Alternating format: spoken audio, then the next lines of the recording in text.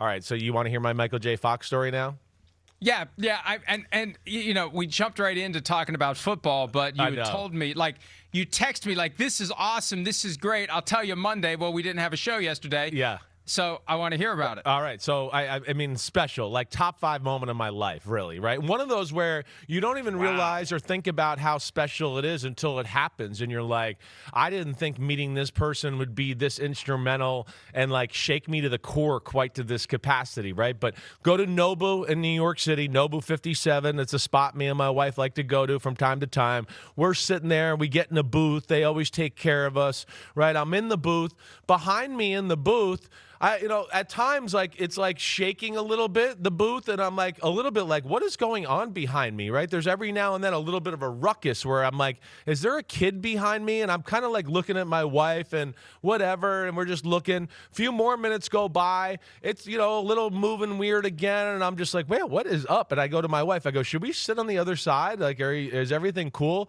And she's like, oh, I'm good if you're good. I'm like, oh, yeah, I'm good. All right. So then about 20 seconds later, a man sets up a wheelchair, and this man, I made eye contact with him walking in, and I could tell he recognized me, and I feel like he was this close to coming to ask me about football questions, and he just was like, let me be.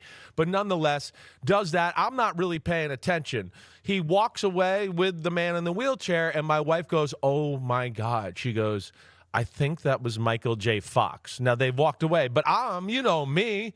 I'm big, dumb, blonde Chris, just like, what? And I'm literally like, where, huh? Woo, where? I'm looking all around, and my wife's like, stop, you're being weird, right? So I stop.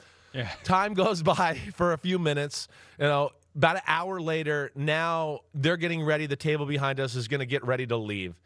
The man, again, the handler comes, and he puts the wheelchair, like right here, Mike. Like if I lift out my shoulder, the wheelchair's here. And as he's doing it, I'm going, oh my God, like Michael J. Fox is about to be right next to me, like right next to me. And I am thinking, like, did he do this intentionally a little bit? So, all right, now he's getting loaded into the chair. And I'm, of course, looking and staring because I'm like, holy cow, this is childhood idol. I'm prime Back to the Future, Doc Hollywood, right? Family Ties. Like, I'm prime that age. Michael J. Fox was an icon to me growing up. So, Teen Wolf. So I'm sitting there. My wife's nudging me. Stop staring. Stop staring. But at the same time, the table and other people are like, we love you, Michael. It's already started, right? The cat's out of the bag. Everybody sees it. And as I'm telling my wife, I'm like, it's okay. I turn back around. And he looks at me, and he goes, oh, hey, how you doing? It's nice to meet you. And he goes, so, who do you like in the game tomorrow? And then games tomorrow. And I was like, I broke down, dude. I started to cry. Oh, really? I really did. I got to I was like, man, I'm honored that you're even asking me that. I'm almost going to lose my stuff here as I'm telling this story. But regardless, yeah, that was really like an amazing moment. Amazing icon, what he's battled through, all that. It just was cool. One of those where you didn't expect it to hit you that hard, but then you realize, like, what a special part of your childhood he was a part of there. And to meet him, as nice as he was gracious to everybody. It just was an incredible moment. Top 5 moment of my life. You mentioned Doc Hollywood. That was about the time that he first was noticing the symptoms of Parkinson's. Right. And for him to not just disappear. Right? Yeah, right.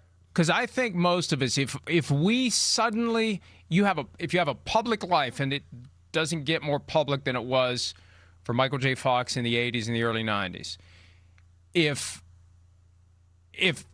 you are dramatically different than the person you were, and you're suffering with this horrible illness that is causing you to not be able to do the things that you've done your whole life that we all just take for granted every single day, I think most people would just disappear and you'd never see him again. Yeah, that's it. right, Gone. Over. Right. I'm going to go live my life in isolation. But he has remained public. He has remained active. He's been doing things from time to time. There was a great documentary on Apple TV that my wife and I watched within the past I've heard year about or so. that. Right.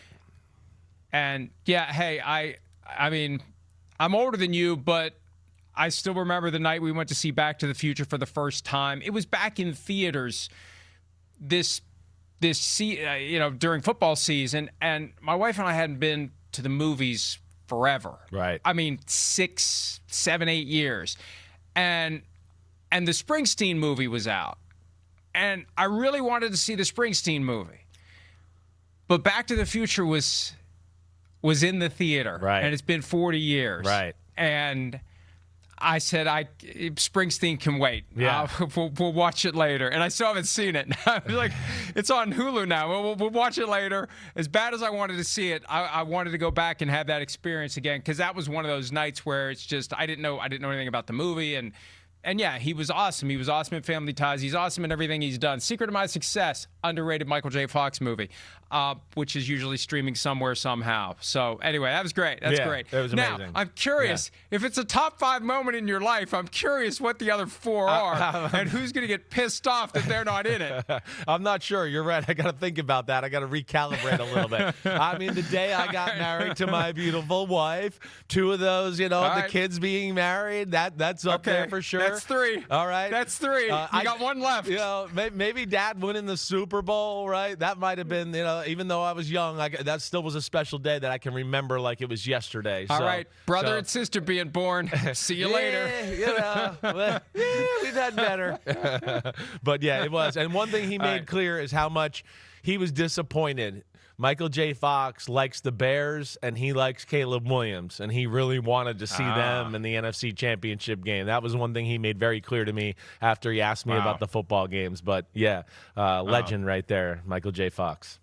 Wow, that's a great story. Yeah, that is a great story. Thanks. It got me a little bit, but I can imagine and appreciate what the sledgehammer. When you're in a moment like that. Oh my God! And it would just hit you out of the blue. It totally did. Like I did not expect it, and all of a sudden, I even I got done, and I was like, oh my gosh, I feel like such a dork. Like I cried in front of him, and my wife was like, she made me feel better. My brother and my his wife were there as well, and they made me feel better and told me it was sweet. So hopefully it wasn't too weird for him. Yeah. Hi, it's Mike Florio. Thanks for watching PFT on YouTube. Hit subscribe for the latest news and analysis from Pro Football Talk.